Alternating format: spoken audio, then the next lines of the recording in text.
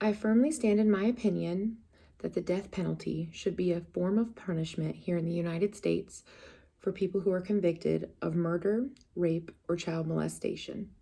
A lot of people believe this to be the cruelest and harshest form of punishment. But in my eyes, if you take a life or destroy a life, as if you have the power to, then your life should be taken from you.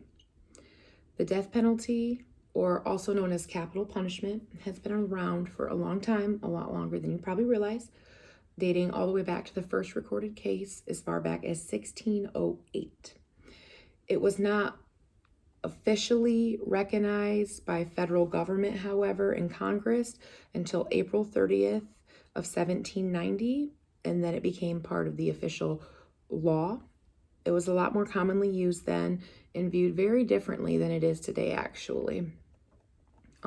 Believe it or not, the very first state to abolish the death penalty and stop it was the state of Michigan that we live in, actually. With Rhode Island being the first one to follow, there was a lot of debate and back and forth as to how to handle it afterwards. And in 1868, the 14th Amendment was ratified and used against it so that they stopped it. In a lot of states, actually. Things are ran completely different now when it comes to prison sentencing and how things are handled in a court of law. There are degrees to murder and set in time sentences you will serve depending on degree, and it varies state to state. Back then, it was very different. Since 1976, however, there have been 1,550 executions here in the United States. There are a lot of supporting states, however, though. Notably, the two loudest states when it comes to this would be Texas and Florida. A lot of their cases have actually made national news and headlines, including the murder of the 9-year-old named Jessica Lunsford in Florida. It resulted in a law being made called Jessica's Law, which automatically mandates anyone convicted of crimes such as the ones done to her automatically serve 25 years in prison. I do agree that they should automatically mandatory be served time in prison. However, this does complicate things. As I stated before, there are laws set into place now, and one of these laws here in the United States states that before they can be put up for death penalty, they would first mandatorily have to serve that 25 years that they were sentenced in the first place. Many people argue that it's cruel. However, they murdered someone. A life for a life really does seem fair to me. And when people go to prison, they say there's a chance that they could change. I do not agree. Most of the time, people who hurt children go to prison and they are targeted by other inmates and tormented for their crimes because those prisoners have children, and it's sick to them as well that someone could do something like that. If you go to prison at a young age and you serve this 25-year sentence, you could still get released and then reproduce.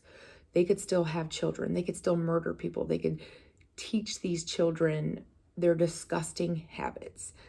If you automatically kill them, then they cannot do that. The other biggest argument is that you can't kill them because they might be innocent.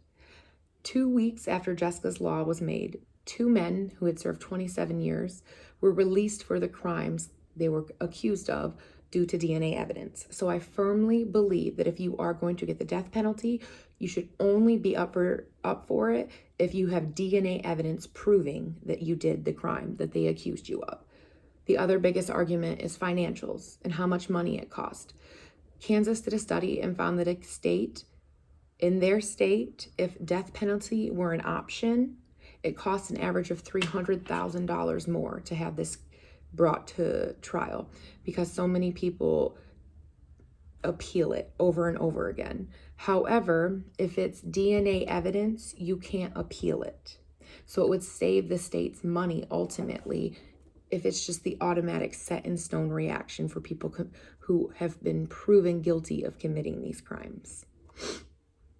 We should not be using our tax money to let them live their lives either. Our tax money is giving them toilet paper, toothpaste, hot water for showers.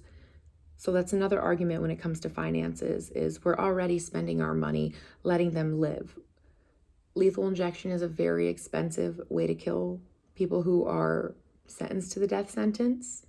So I believe that in due time, we could absolutely find a more cost-efficient way to follow out with this sentencing. Absolutely. As of April 1st, 2022, in the United States, there are currently 2,414 people awaiting their sentencing for death row. If we start changing the laws now, these people who have been proven guilty with DNA evidence should be given the right punishment they deserve. All that's doing by keeping them alive is taking our money to feed them and continuing to torture the victims or the families of the victims of the people that they hurt. There's no reason for them to be alive so that they can murder and hurt more people.